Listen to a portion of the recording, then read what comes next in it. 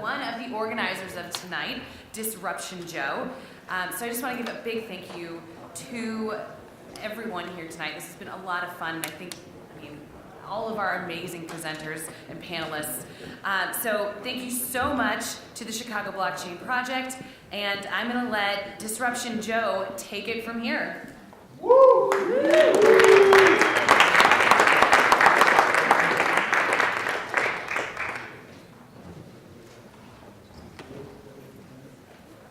Standing back there a little bit to mess with her, make her think I wasn't going to come out for a second, you know? Man, I am so glad you guys are all here, because it was a lot of work putting this on, and if there were 10 people out here, I'd be really disappointed right now. So we've talked about like social good, we've talked about different people and inclusion tonight. We've talked about a little bit about investing. We have some awesome projects out there that you can talk to and see what they're doing and so forth. The problem that I saw was that we have an issue where it's becoming more and more pay to play in this space. As we go along, you're seeing a lot more of that happening. And there's nothing wrong with certain levels of the game to be played at that way. But when people are getting into it at the beginning and they don't understand what they're getting into, we need another system. Right? A system where you know the rules to the game when you come in, and you don't find out later on, I thought it was supposed to be like this, but now they're doing it like this. Or in many models of governance, all of a sudden I heard about something last year, it's like they said, we have the nuclear option. Like, what the hell is the nuclear option? Like, how on earth in our Constitution did we have a nuclear option? Does anybody know what year that was written? That's a test. 89. Come on, people. 1789. Is anybody awake? I know it's late. All right. I don't know either. 1776. All right. So the point is that the rules to the game are very important. We're a lot of times very interested when we sit down to play a game of Monopoly or you sit down to play a game of cards.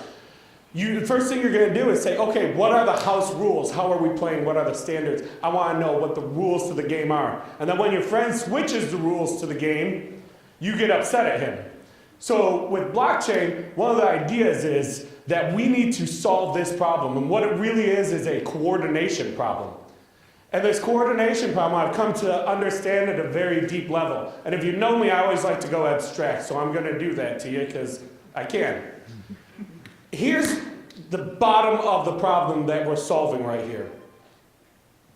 We had a centralization phenomenon that occurred over years. You started with the centralization of production. Before it was just like, hey man, are you the guy that makes shoes? All right, I'll trade you for a jacket. Right? There weren't any assembly plants or anything like that. So when the assembly plants came along, now there's centralization of production. So then how do you let people know that you have these way cheaper goods? Well, you got to hire salespeople and marketing. Salespeople didn't exist before centralization of production, right? And now you have to get all this material that goes into the product you're building. So where do you get that material? Well, you have some people send it to you and you say, hey, Marco, send me some of your stuff. I'm going to make something else out of it. And then when we get paid for it on this awesome margin, I'm going to pay you back. Right? You're going to make some, I'm going to make some. Over years, this ended up into Rice's supply chain is a 16-stage fractal process that is the closest thing we know to a decentralized autonomous organization in the world. So over this time, something happened. When an economic downturn happened and the person didn't have money, the person upstream, they would say, you know what, I need to pay you back a little bit farther down the road. They take a little bit of grace, a little bit of time, and now we started doing things called net 5, net 15, net 30. Anybody want to guess on what the average net is from a major corporation down the road right now? 180. Net 90 is the figure I'm finding most. And net 120 is one of the ones I'm finding the most, like, actually with evidence. And this means that over years, over time, because they have the access to the sales pipe, now they have the access to the capital. So the person who needs to buy the rice or actually grow the rice or the sugar or whatever it is, if it's not getting milked in front of you, right, and it's not growing in front of you, it came through a supply chain. Just look around, right? Everything touches this $54 trillion industry. And so they would say to you, all right, I got all the money. You need some money to make the rice that you're going to then sell to me and we're going to make this profit on. So I'll just charge you a 10% interest rate while you borrow the money from me. Because it's become a social norm that we've forced the free loan going downstream over years and years to where it's just a norm and it's acceptable.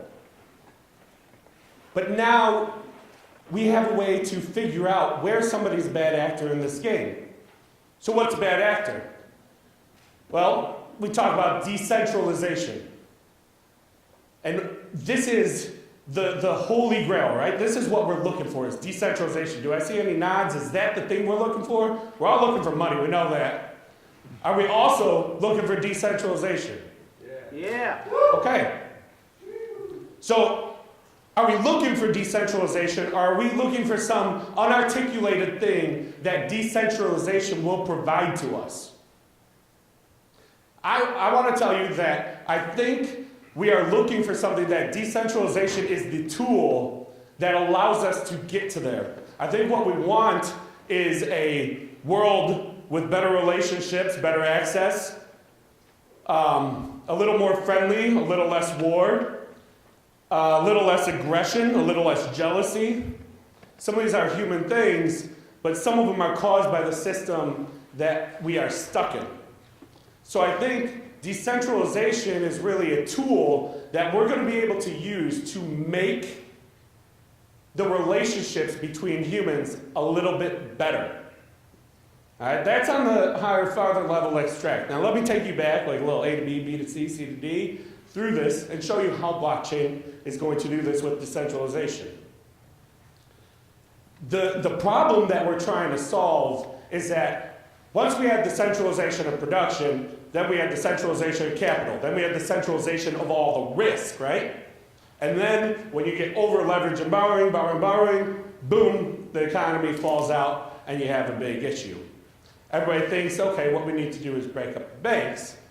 But what I'd say is, what really happened is we started computing, and our exponential pace of innovation is going faster and faster every year.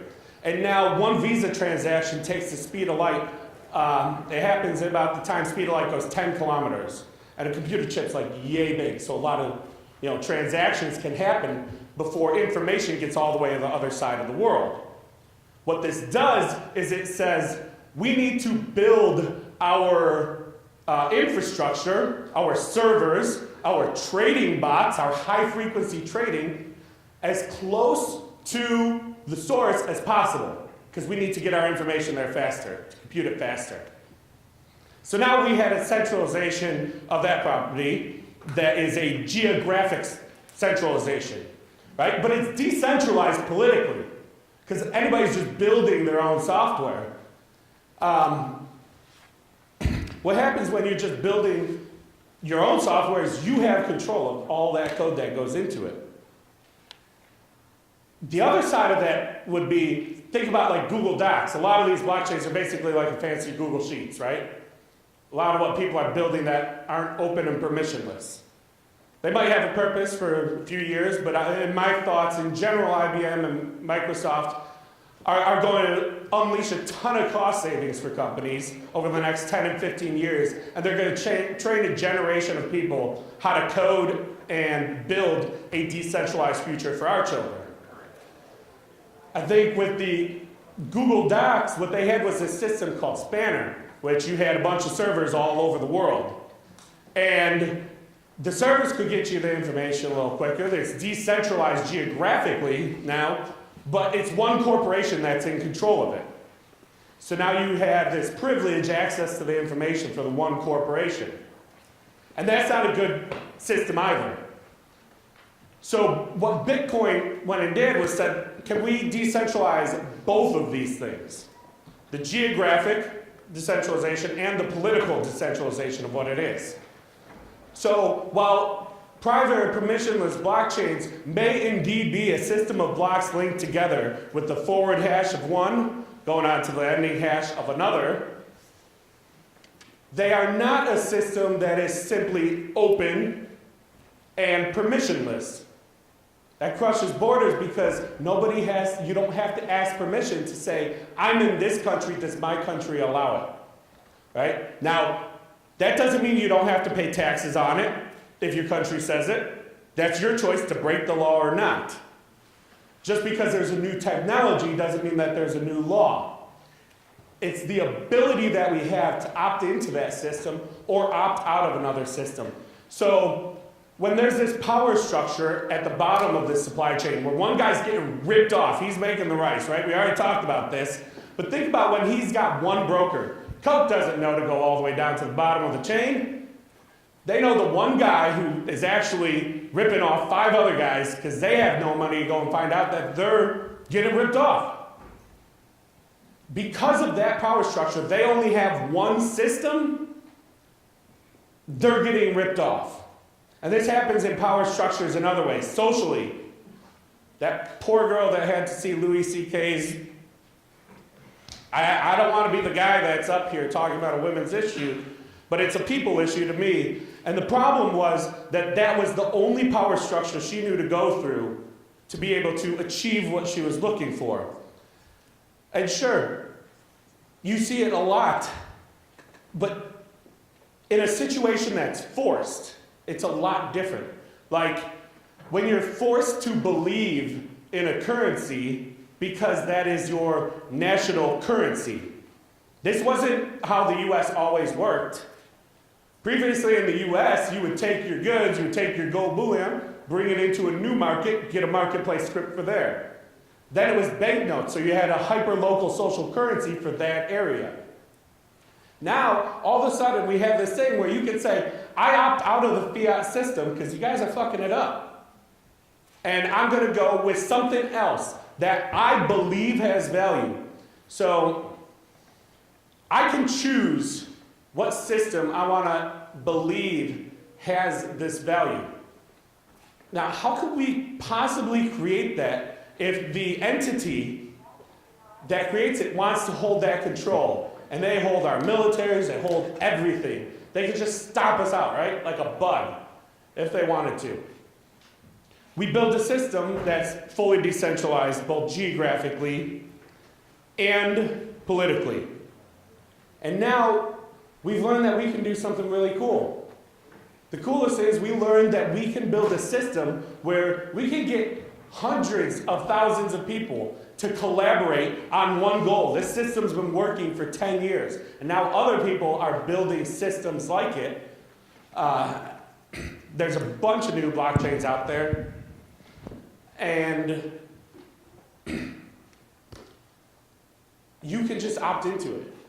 You could just buy a coin, and from that point forward, you know that the rules of the game are that if the value goes up, you share in that very value equitably with everybody else. It's an equal system. If you can teach yourself to code, then you can produce something around that. And by holding the asset of Bitcoin, and you personally making the ecosystem stronger and better, the value of your asset goes up. So you're encouraged to go and get other people to work with you on making that ecosystem better. This is the ability that we found all of a sudden is an answer to the coordination problem there. And what I would propose that we should be thinking about is how do we do that in other forms of our community and other forms of our life? How could we make it so there's an open system where an entrepreneur can just come into your building where you have resources and participate, and they're incentivized to do the right thing? There's times when Bitcoin goes over the 51%. It's happened. Somebody could have walked away with all the earnings, but they really couldn't have because the community would have dropped all the value of it immediately. So they could have screwed over some people, but they couldn't have killed the system. So you could say that just by saying anybody can come into my house and just grab themselves a drink might be a little bit dangerous, but now we have systems that say, all right, we can at least invite them to collaborate on something open that everybody can see, something transparent that everybody knows what it is, and something where we know the rules of the game aren't going to change unless we collectively decide to change the rules. And if the rules to the game do change, and that is not what we wanted, then we have the ability to opt out of that system, buy a different coin, and participate in a different system.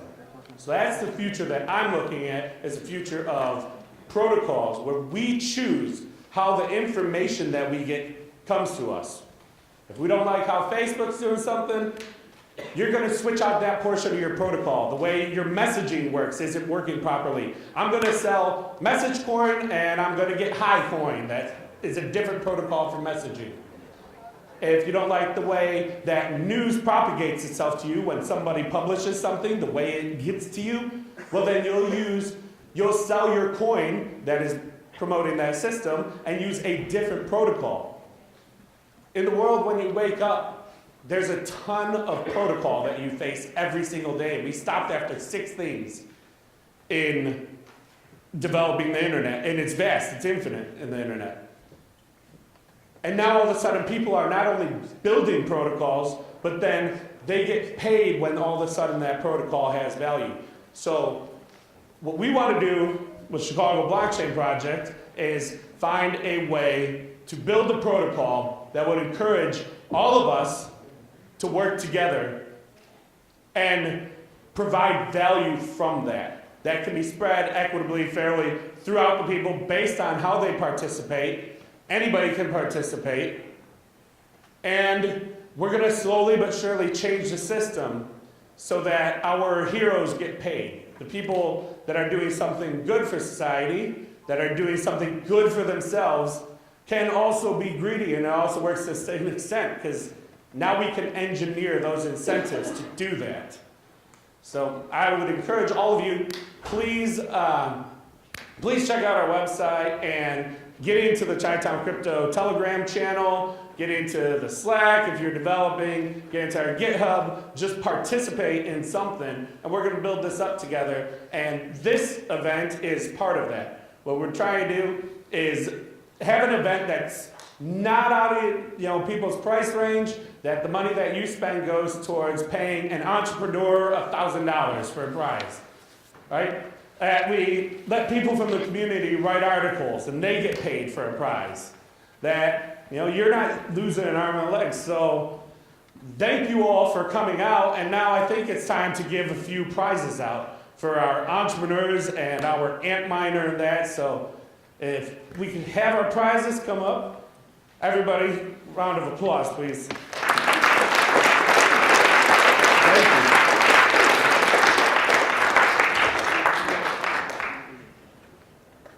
I'm just going to sit here for a minute until they come out. They're hitting me with the same joke I was hitting them with. Do you guys have any questions while we're waiting on that? I just got a signal. Take some questions. When you plan the next events, do you have a team already for that? Like, do you want to do some workshop event next time, or is it going to be similar to like this?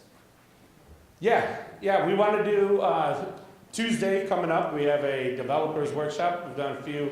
At first we were doing them just emails coming out, sending them out to people who expressed interest. Now I'm doing it through the meetup. As we get more space, if you have space that you'd like events to be at, we've done events all the way from like bars like way up north in Lincoln Square to we were down at like Hamilton Park a few weeks ago trying to find out where we can make a difference in the community in some way.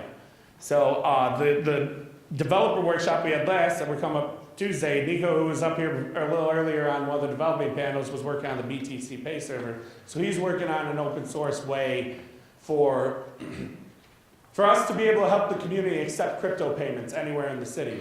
And there's a reason for that, because I think we both believe that this technology revolution is going to redistribute wealth in an enormous way. And this technology revolution, we don't want it to be like the internet, where not everybody got a slice of the pie. Right? So the meetup is the best place to find all of those events. You guys ready? Give out some prizes? Here they are. Come on up. Everybody, this is James. James was our stage manager for tonight, so he made sure everything went well for us.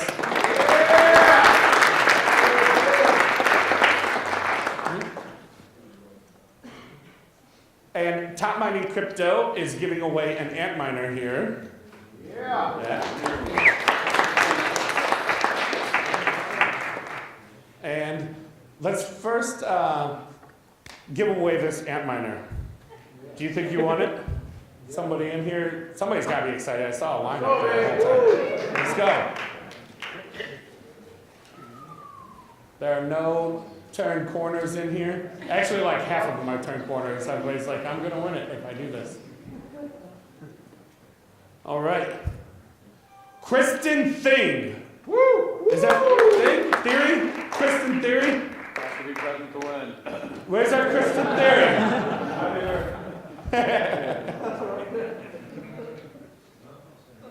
Kristen Theory.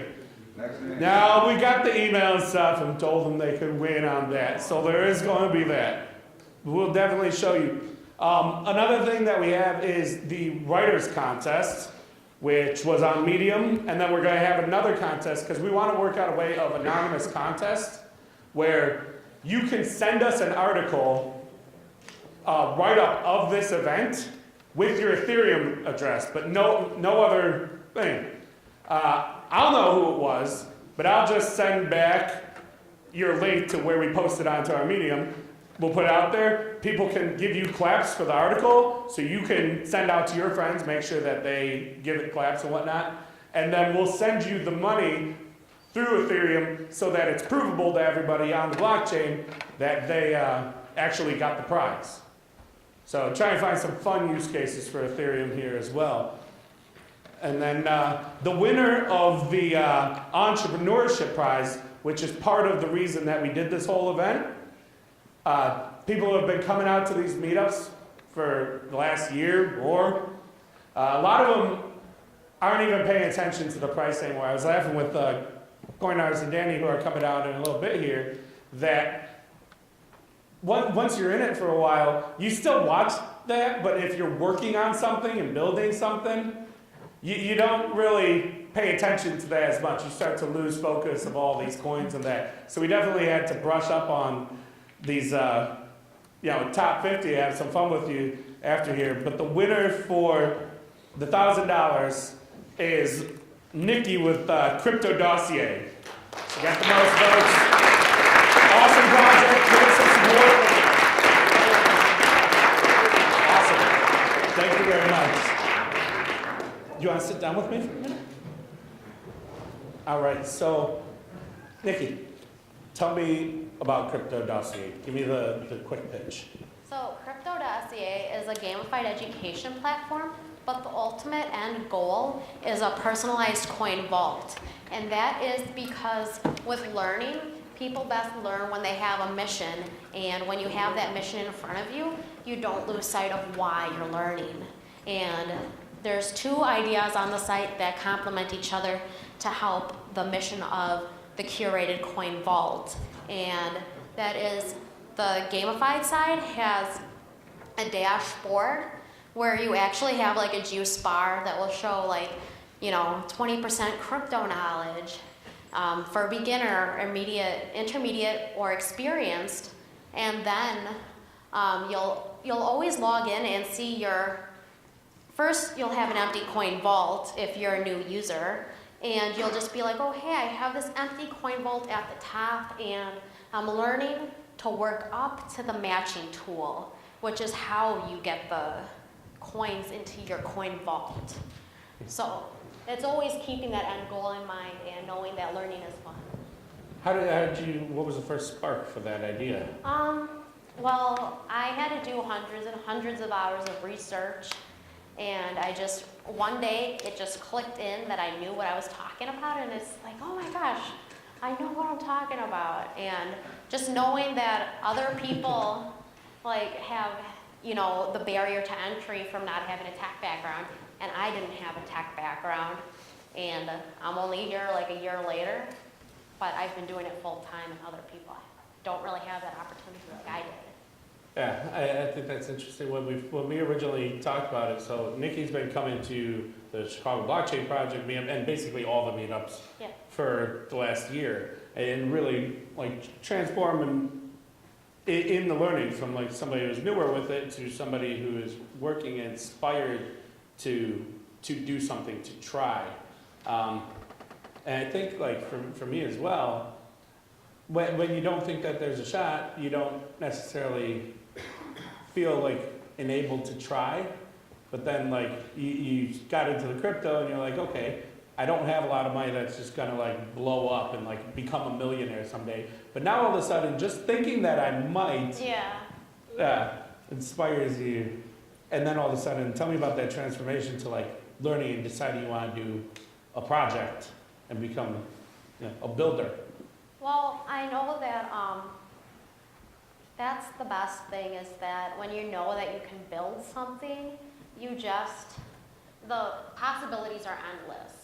So with that, I just saw a lot of, there's just a lot of things that you can innovate in this field, and it's not that you have any particular talent advantage over somebody else who's been in the field for a long time. Maybe it's just having that passion, because you can be the most talented person and been in the field for a long time, but if you don't have that passion to manifest your ideas, then somebody who's even new like me will go farther if they don't manifest their ideas in the same way. But I've also put in a lot of time to make sure that I'm trying to get up to par if I'm not up in a skill set. So it's just more like you just know that it's just more like an early mover type thing. All right. And I saw that. I like that that you won. I'm very happy for you. And do you take Ethereum? Yes. All right, everybody, give Ethereum.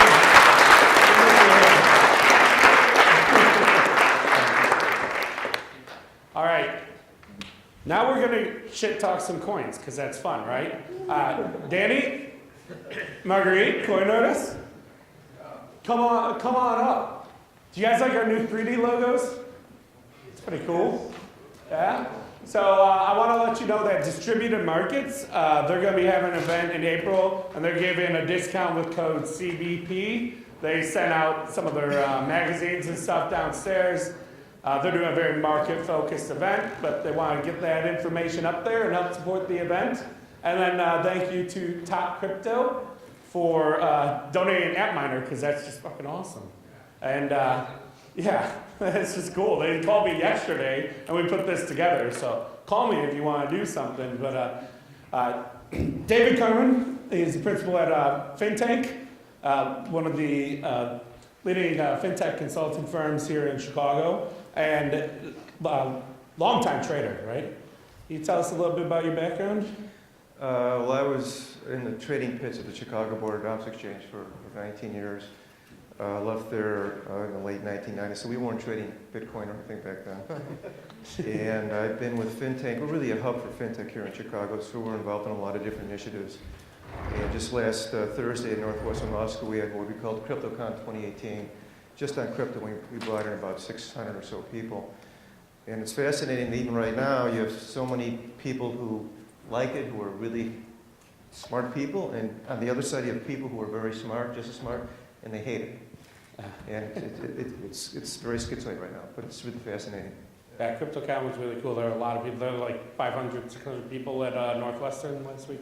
Yeah, and we had we had one guy, Tom Lee, who runs Fundstrat Global Advisors. It's a research boutique firm for cryptocurrencies. His former job, he was the chief U.S. equity strategist for J.P. Morgan.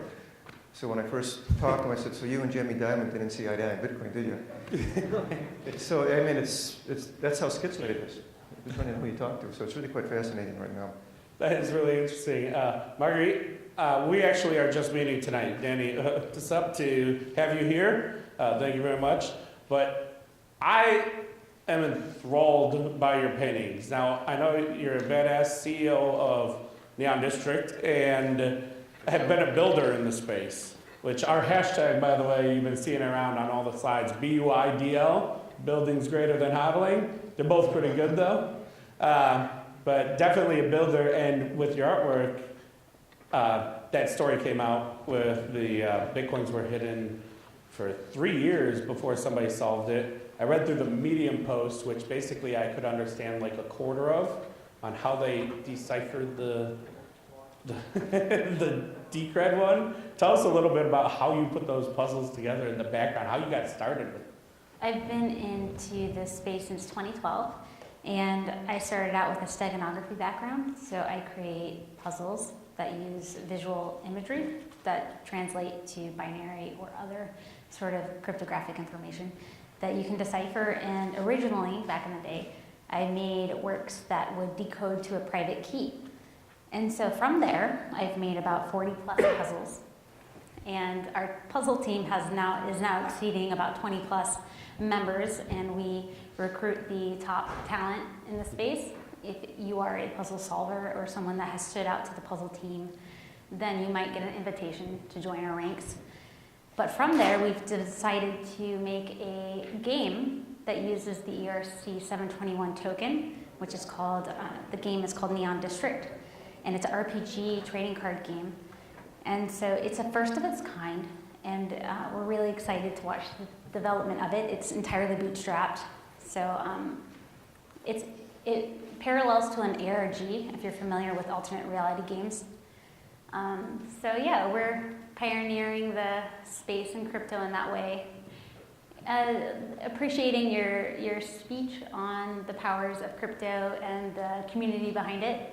You know, we are very similar in the fuel of that. So anyways, that's my background.